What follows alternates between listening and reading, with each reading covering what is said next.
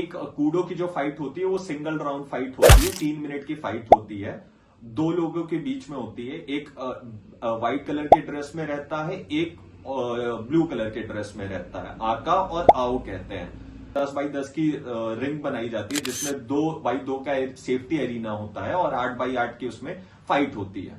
इसमें score system की अगर मैं बात करूं तो पंच से, मतलब आपके हैंड अटैक से अगर आप फेस पोर्शन में या मिडिल पोर्शन में मार रहे हो तो आपको सिंगल स्कोर मिलेगा। अगर आप लगातार मार रहे हो, उसको कंटिन्यूअस मारते आ रहे हो, तो वो स्कोर ट्रांसफर हो जाएगा, 2 में हो जाएगा, 2 से 4 में होगा, 4 से ज्यादा नहीं होगा।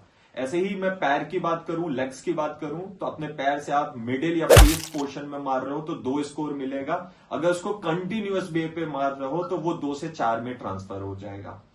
ये मैंने स्ट्राइकिंग की बात की, स्टैंडिंग फाइट की बात की। फिर कूडो में सेकेंड पार्ट होता है ग्रैपलिंग फाइट। हम अगर उसको थ्रो कर रहे हैं, उसको पटक रहे हैं, तो हमको 1 स्कोर मिलता है।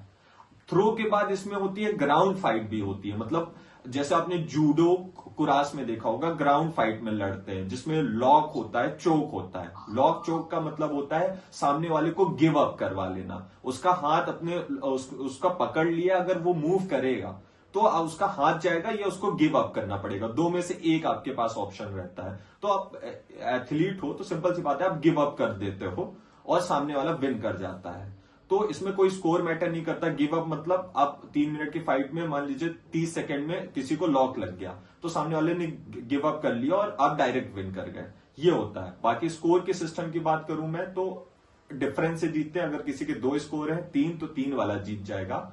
बाकी 0-8 का डिफरेंस देखा जाता है अगर आपको विन करना है, तो डायरेक्ट विन करना है तो।